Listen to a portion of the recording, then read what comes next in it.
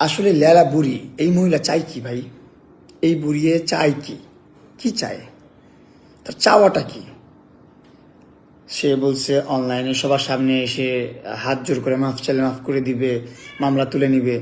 কই সেদিন তো এতগুলা প্রেস নিয়ে প্রেস কনফারেন্স করলাম, হাত জোর করে মাফও চাইলাম এভাবে যে মাফ করে দেন, আমাকে আমাকে মাফ করে দেন, হ্যাঁ আমার দ্বারা ভুল হয়েছে, আমি ভুল করছি।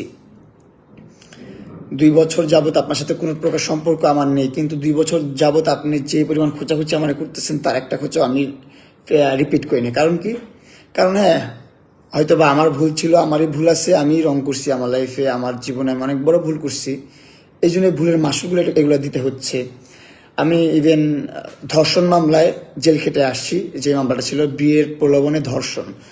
ওনার মতন একজন শিক্ষিত মানুষ, ভালো পরিবারের মানুষ, শিক্ষিত পরিবারের মানুষ যে সমস্ত কাজকর্ম করতেছে, তা এখন কি ধারণা করবেন আর কি আশা করবেন ভালো মানুষের কাছ থেকে বা টোকাইদের কাছ থেকে, রাস্তার ছেলেপেলেদের কাছ থেকে কি আশা করবেন আপনি?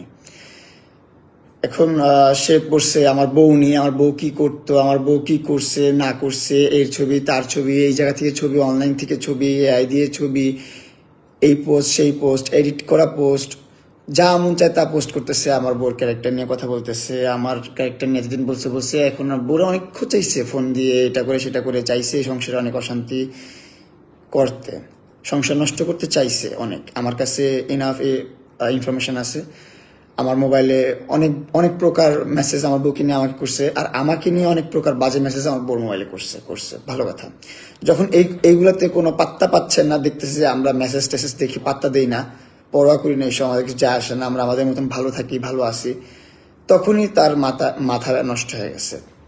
এখন সে উঠে পড়ে লাগছে কিভাবে সোশ্যালি হ্যারেস করা যায়, কিভাবে সোশ্যাল মিডিয়াতে এসে নষ্টামি করা যায়।